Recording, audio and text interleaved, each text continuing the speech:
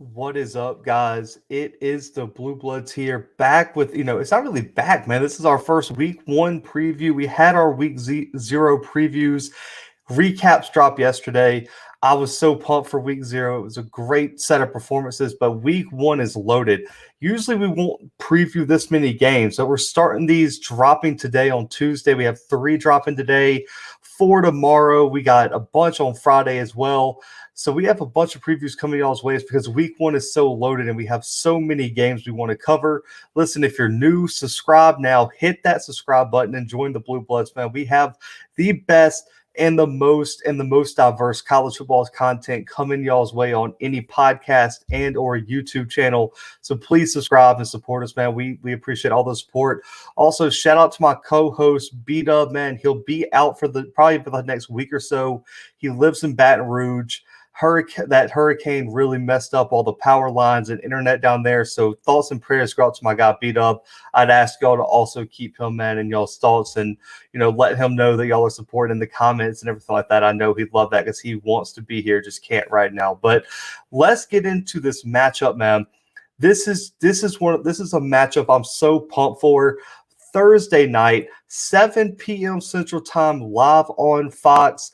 Ohio State, number 4 ranked team in the country, traveling to Minnesota in a huge conference game it's really the second conference game for the Big Ten. Nebraska, Illinois kicked it off last week. And I just want to say the Big Ten did it right for week 0 and week 1. I don't know about you guys. I love seeing games. Like, as much as I love seeing the non-conference games and things like that, I love seeing conference games that just kind of get it going early in the season. Let's find out what you have right now.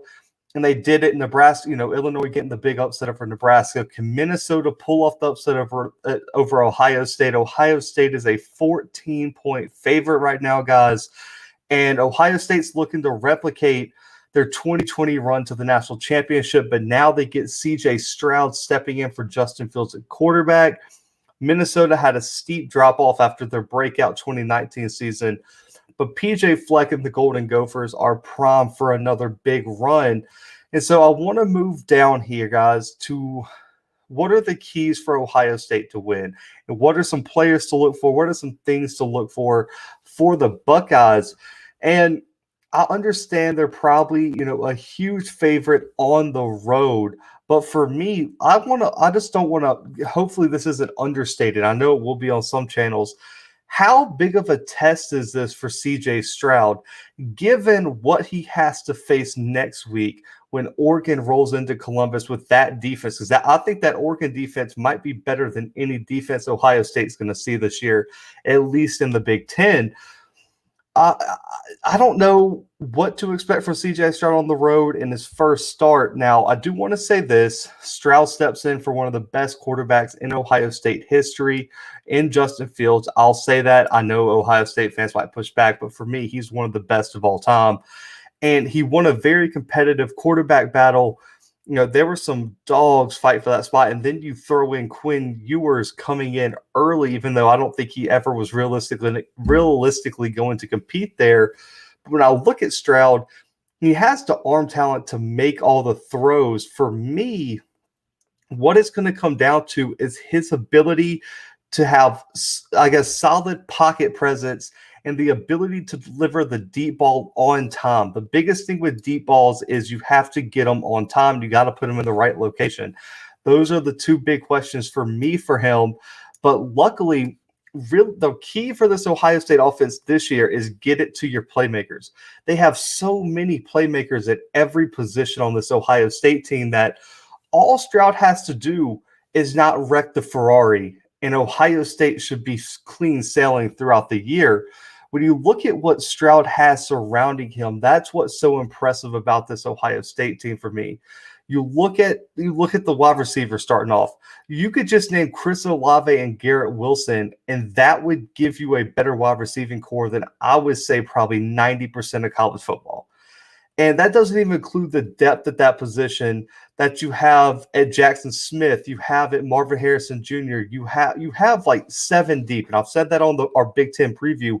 Ohio State's wide receiving core is what I think is the closest thing to what Bama's or LSU's look like in 2019 and 2018. They are so deep at wide receiver, and it is I don't know if there's a team in the country that has enough DBs to cover all these wide receivers once you put all the athletes on the field. And then the biggest thing for a young quarterback is having an offensive line to protect them. And for me, Ohio State easily has the best offensive line in the Big Ten, arguably one of the best in the country, especially when you go outside to the tackle spots and Thayer Munford and Nicholas Piet-Free on the offensive line out the tackle spot. I think those two guys are probably going to be first or second round picks, most likely. And this entire offensive line is made up of maulers and big guys and physical guys, and they play with an edge.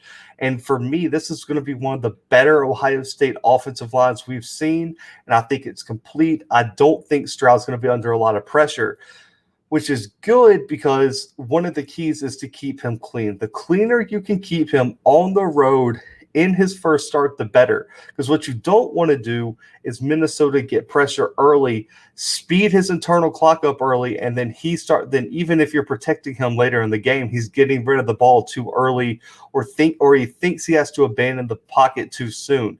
You want him to be calm. You want him to have great command of the pocket. You just want him to get the ball into your playmakers' hands. That's the one key for Ohio State. Limit the mistakes of Stroud in his first start and protect him, and just let him distribute the ball and then go play. What he needs to do is be the Rondo of this team. I don't need CJ Stroud to go out there and score a bunch of points. I need you to toss it to the playmakers. Like, let's go back to Rondo with the Celtics. I need you to give it to the Paul Pierces, to Kevin Garnett's, the Ray Allens of the world. Give it to your Garrett Wilsons, your Chris Olaves, your Travion Hendersons. I mean, whoever starts a running back. I know there's a small competition there. I really like Travion Henderson, though. That's just my bias. I know there's some older guys who probably are going to start over him, but let's not get caught up on that. But just get it to your playmakers. That's the key for me.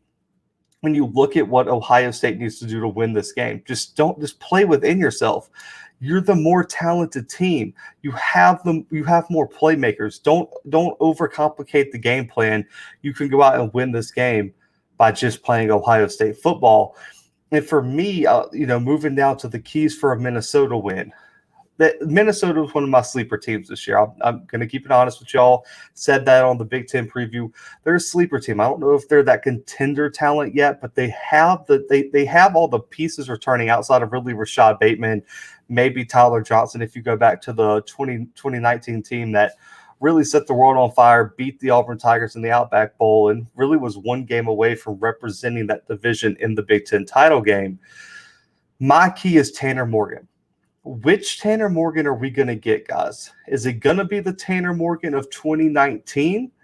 Because that Tanner Morgan threw for 30 touchdowns, over 3,200 yards, limited his turnovers with under 10 interceptions. Last year, he only threw 7 touchdowns, 5 interceptions. If we get that Tanner Morgan, Minnesota might as well pack it up after the second quarter because Ohio State's going to run it up on them. What you need to do if you're Tanner Morgan is just find what you like. I know last year it was a shortened off season. The offensive line had some questions for the Gophers. They also had a bunch of opt-outs at wide receiver in terms of Rashad Bateman halfway through the season. You also lose Tyler Johnson. I don't think they were prepared to make the changes and replace the talent that they lost. For me, I'm really looking at Chris Autumn-Bell stepping up in that wide receiver 1 role after Rashad Bateman leaves. Daniel Jackson, highly touted 4-star in the 2021 class, has to step up. It's just time. He struggled in limited action in his freshman year last year. If he doesn't step up and make the plays that is needed for this offense, he can't be that deep threat. He can't be a reliable target for Tanner Morgan. Minnesota stands no chance in this game. The one weakness I'll put quotations around it because I don't think there's a serious, really glaring issue for Ohio State this year But when you look at how stout the D-line and front seven are on that defense, the one question mark is that secondary. So they got a lot of talent back there, but you saw at certain times last year kind of get exposed, especially against Alabama. And there's a lot of people who wonder who's going to be that guy to kind of step up and lead that secondary. If you're Tanner Morgan, Chris Bell, Daniel Jackson, you have to find a way to test it. Because I get it. Mo Ibrahim is coming back at running back. He's so talented, over 1,000 yards, 15 touchdowns in only 7 games last year. But I don't know, as good as I think this Minnesota offensive line could be, I don't see them overpowering what Ohio State has on the defensive side of the ball, led by Haskell Garrett on the inside, one of the best run defensive linemen in the country. And then you got Tyreek Smith on the outside. You have Jack Sawyer also coming in. You got some dogs on that defensive line. I don't see you being able to dominate the line of scrimmage. So what you have to do is find a way to kind of air it out like you did back in 2019. And if you can establish any sort of a run game, that's really going to give you the edge. We saw last year, Michael Penix was able to take advantage of that secondary. But the problem was Indiana couldn't run the ball whatsoever, and it really costs them that game. If Mo Ibrahim can establish running, you can make some plays downfield, and your wide receivers can go out there and be the skill players they need to be. Minnesota can make this game interesting. If you can't challenge the weakness, then I don't see what your game plan is going to be. I don't see it playing out in Minnesota's favor if they can't throw the ball on this Ohio State team. And then on the flip side, the Golden Gopher secondary is my question mark. If Ohio State could take advantage of the mismatches on the outside, because I think the Ohio State wide receiver is the better player in every matchup across the board. When you look at wide receivers and you look at DBs, everyone has to play better for Minnesota. Coney Durr, Justice Harris are going to have to be the leaders. But other than that, we're going to have to see some viable talent emerge at the other spots in the secondary. The Golden Gophers have to have the D-line step up.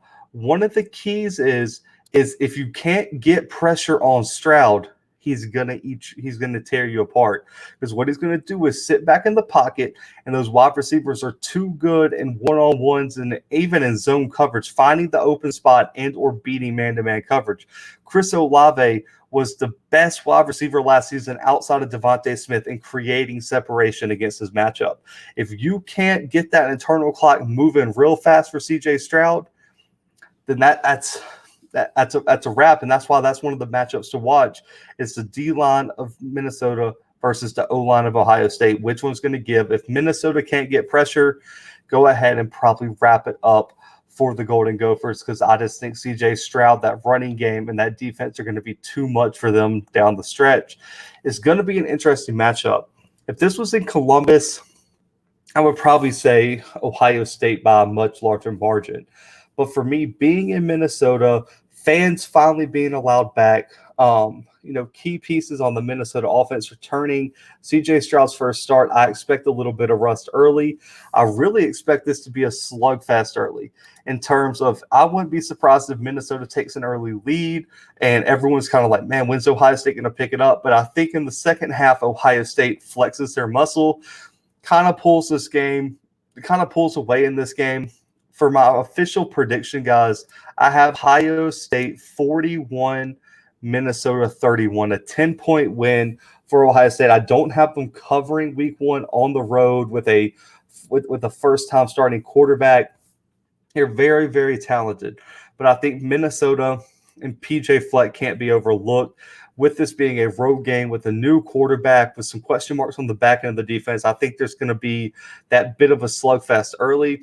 But I just think Ohio State is too powerful down the stretch for Minnesota to hang in this game all the way through. So 41-31 Ohio State prediction for me. But guys, I want y'all to do me a favor. This is y'all's like homework. Comment below right now before you click off the video. Give me your predictions. Give me your thoughts on the game. I would love to go back and forth with y'all, preview this game Also, if you're new, man, please subscribe. We appreciate all the support, and we would love to have you sub. That way we can preview many more games all through the season. We got so much content. I promise you guys aren't going to want to miss it. And also turn on your post notifications. That way you get notified anytime we drop a recap, a preview, a storyline episode, a special episode, anything like that. So please make sure to tune in, subscribe, and turn that on. But guys, comment below your thoughts. But for myself and the Blue Bloods, we are out right now.